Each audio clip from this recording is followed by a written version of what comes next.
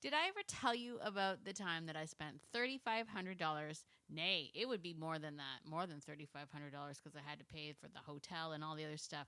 Anyway, I paid a lot of money to have a professional dog trainer literally look me in the eye and tell me that I probably shouldn't be a dog trainer. And I believed him.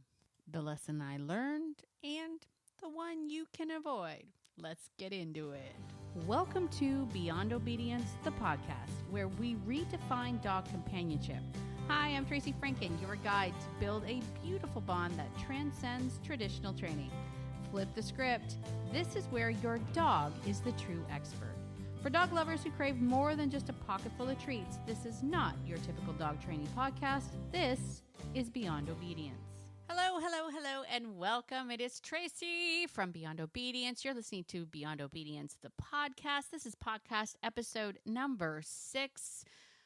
And this is a great story. I recently was sort of reflecting on this and was reminded of this story. And I thought it was great to share. I recently shared it, a little bit of it on social media, this idea of when we put our faith into quote unquote professionals, if it doesn't feel good, you got to trust your gut.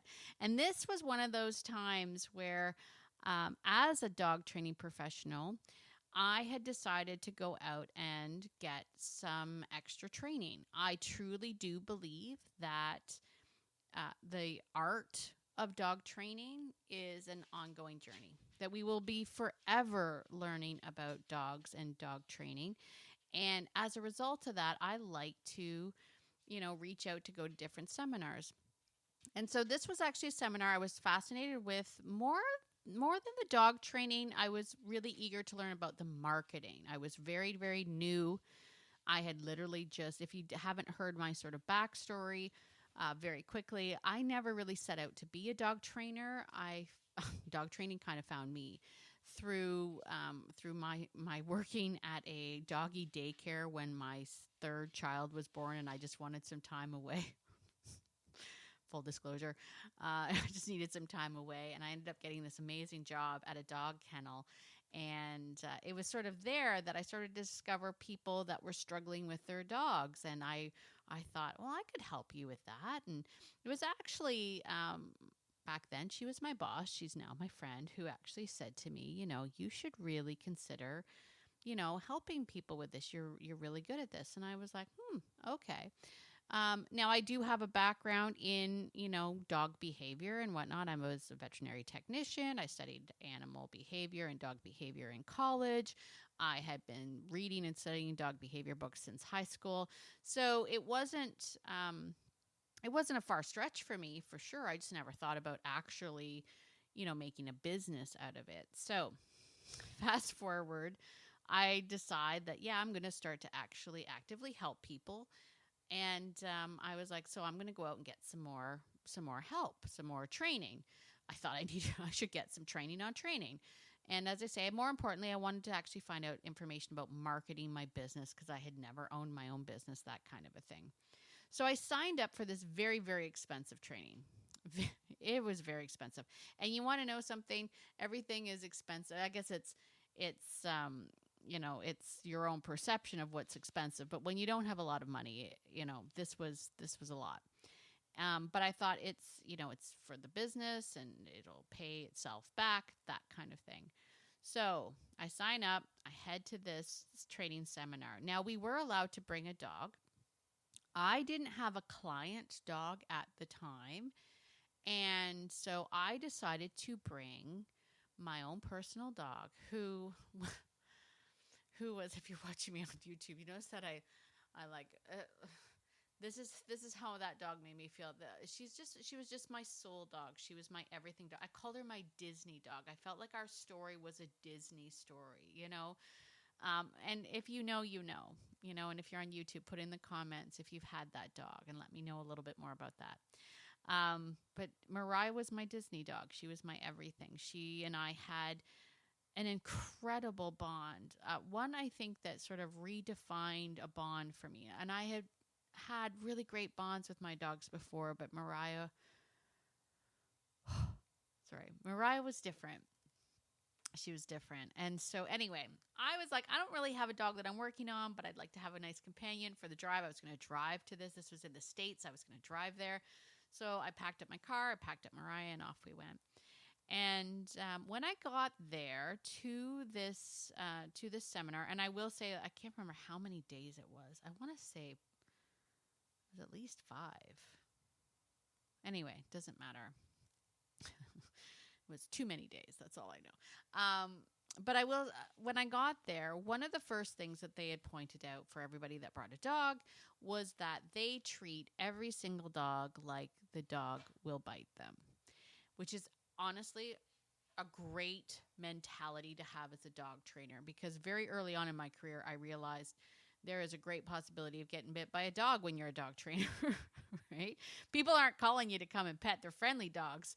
They're calling you to tell you about their problem dogs. So I get it. I get why they said that. But that being said, I mean, she was this beautiful soul, this quiet, calm, sweet, bronze Newfoundland dog. And I know YouTube, you can't really see. You can hear the dog behind me going back and forth. If I could figure out how to unblur my background, you'd be able to see her. Believe it or not, the dog that is sitting in the chair or sitting behind me and walking around, that is Echo. And Echo is actually Mariah's daughter, and her full registered name is Echo of Mariah because she is so similar to her. So shout out to everyone who's met Echo. You know what I'm talking about. So if you've never had the chance to meet Mariah, but you've met Echo, you literally have a version of this dog. So you know, when you see her, you know this. You would have to be hard pressed to find a way to get Mariah to be cranky, let alone bite you. Like, you would have to work pretty damn hard. And even if you accidentally stepped on Mariah, she would apologize to you. She was that kind of a dog, right? So I get what they were saying, but also let's use some common sense. 2 minutes spent with this dog, you would know this is a decent dog. So everything at the beginning of the seminar was fine because we were just doing the lecture part. We were talking a lot about business, and that part was fantastic. Hands down, learned a lot about business, learned a lot about personal development. It was fantastic for that. Where I came into the troubles, where I started having the troubles was when we actually had to start working with the dogs. And the very first thing, first and foremost, of course, I show up and I literally just had a slip leash on Mariah. And honestly, if they didn't have their rules, I would have just taken the slip leash off. She would have never left my side. She always laid at my feet, even with we were at their daycare thing and there was training and dogs behind us. She wouldn't have even bothered. But I didn't. I followed the rules. I left her leash on, all of that good stuff. But they wanted me to change the equipment. And I didn't want to. And I didn't want to. I was like, oh, I don't know if I told you, but basically this dog doesn't really do anything, and I don't need to change the equipment. Now, listen, I'm not going to get into the equipment or get into a debate about equipment because I will one day. I mean, one day we'll talk about it. We'll get into it. But I start to twitch every time we talk about equipment. So this wasn't me rejecting the equipment. This was me rejecting the equipment on this dog, right? So I'm clear and people are following along. So I was like, I don't really think I need to change the equipment. She doesn't challenge me. She walks well on a leash, blah, blah, blah, blah. To which the trainer looked at me and he said, well, then why did you bring her? And I'm like, fair point. I just didn't have a client dog or a dog I was working on. And honestly, it's a long drive and I wanted a friend. Plus, it's nice to have your dog with you at the hotel, right? So he just kind of sort of brushed it off and he was like, okay, fine. But I thought, oh, we're already off to a bad start, right? Anyway, the exercises sort of continue. We were doing walks and doing circles and doing all this stuff. And Mariah's following me like nobody's business. and everything's going fine. Then we get to one of the exercises, and I think this is where they had determined that I was a pain in the ass. Um, the exercise was a threshold exercise, and the exercise was to go up to the door, or the pretend door, the gate, and stop. And when you stop, the dog was supposed to do an automatic sit.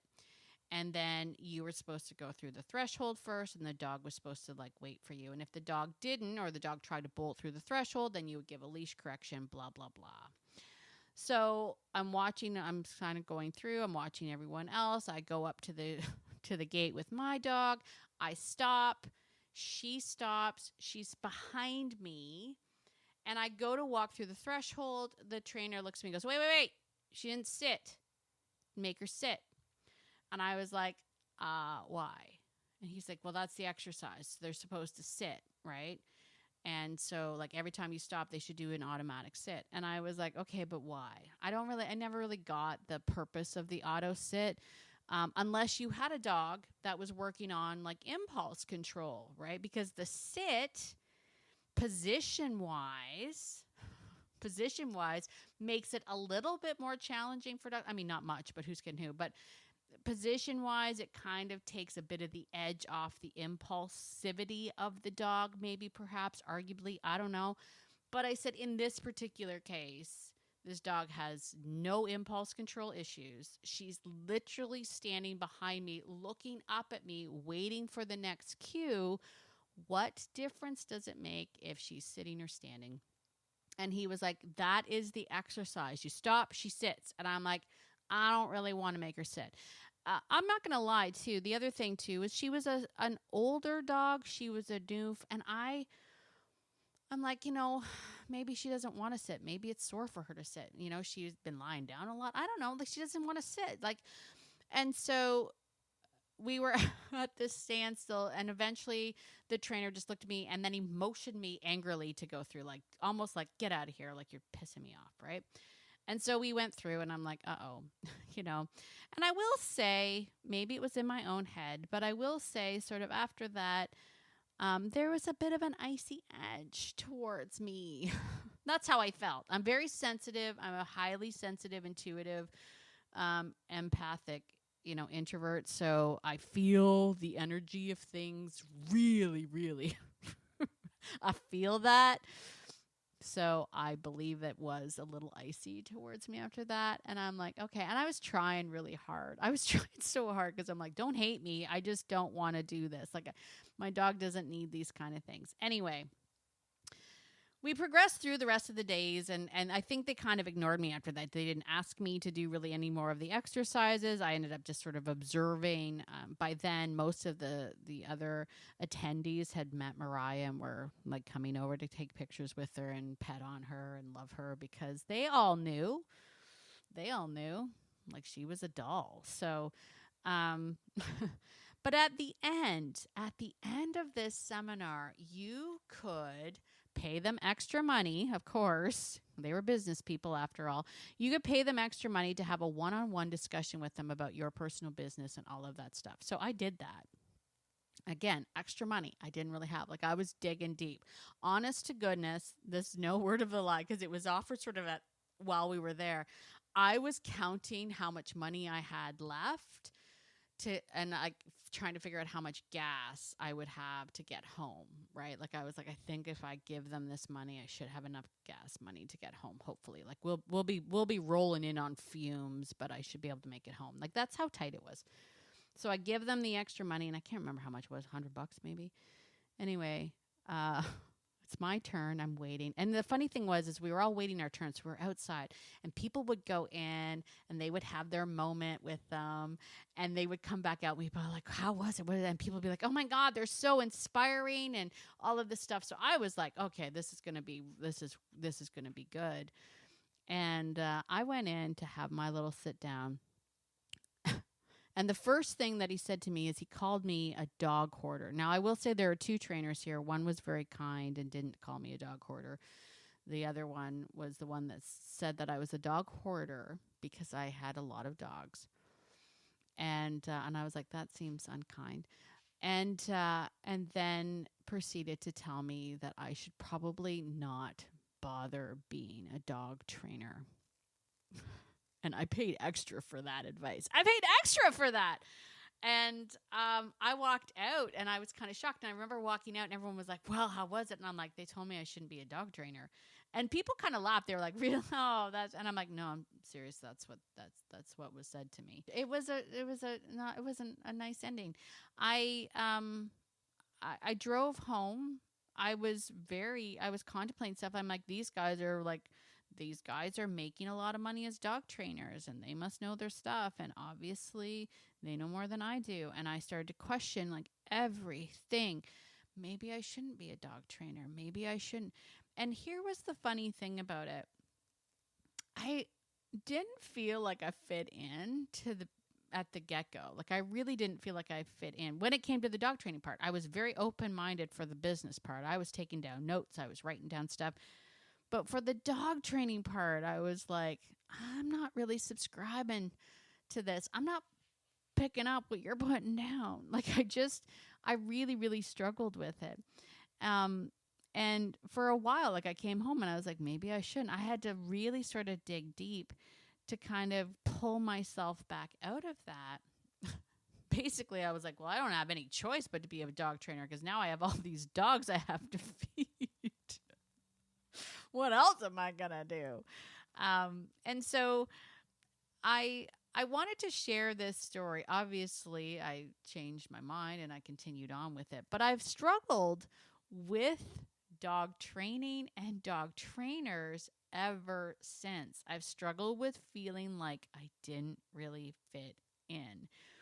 And I've always struggled with, like, does anybody even care about the stuff that is important to me, the stuff that I truly believe is the heart of everything when it comes to living with dogs?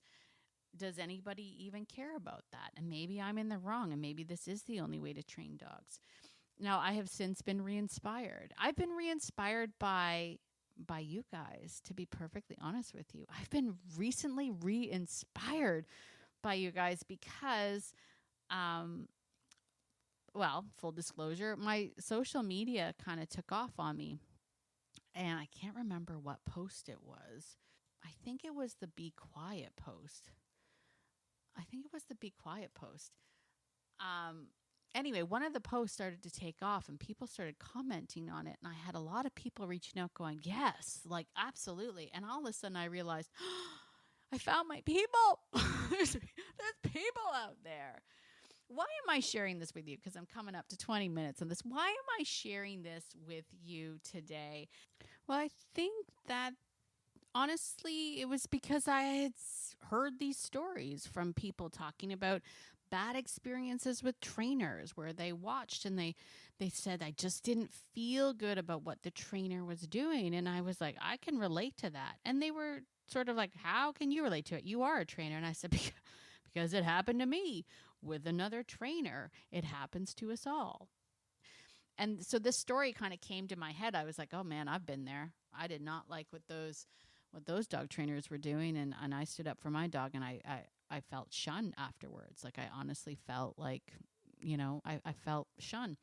So I was sort of relaying that story and it kind of got me to think, I think this is something that we need to discuss, this idea that sometimes we put our faith in quote unquote professionals to tell us how we should be with our dogs. But if there's honestly something that's going on with a trainer that you're like, I don't feel comfortable with that. I don't, you know your dog, right? Like, your dog. And if it doesn't feel right to you, you have to speak up.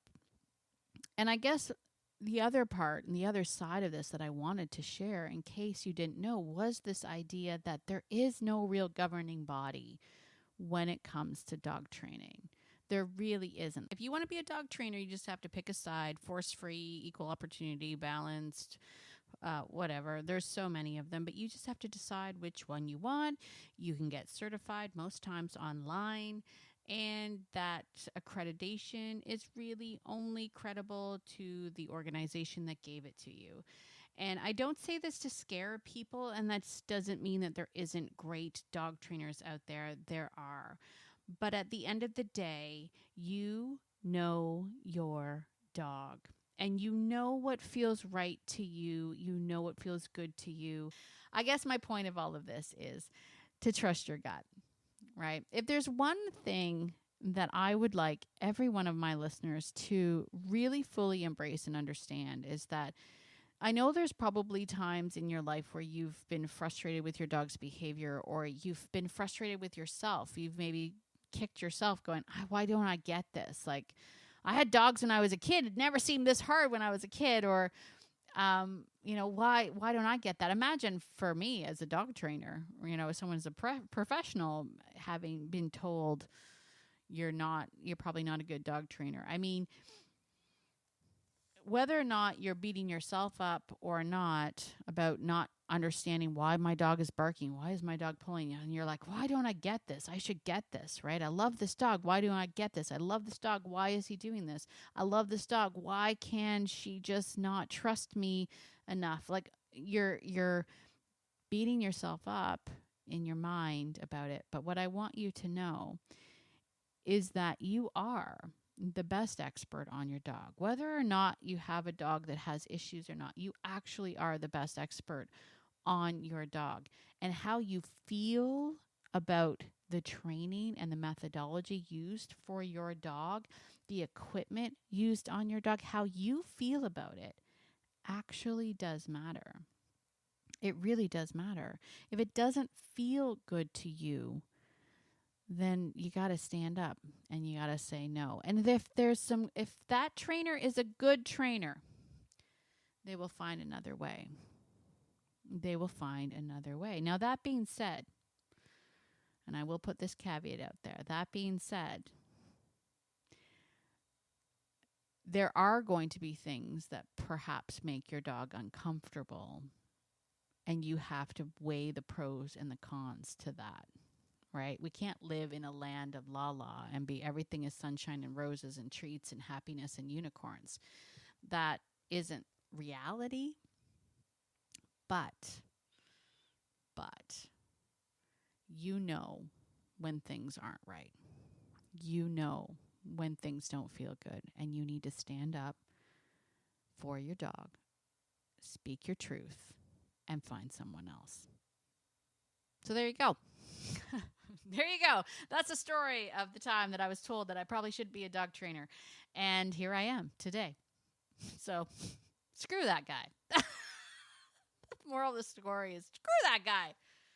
Telling me I shouldn't. Anyway, listen, we have some freebies coming up. We have a workshop coming up that I'm pretty excited about. Please be sure to check out us on Facebook. Check us out on TikTok. Go to beyondobedience.ca/freebie. Grab yourself that decoder, the foundation of relationship. Just grab it. It's free. Why not? Have it. Take a look at it.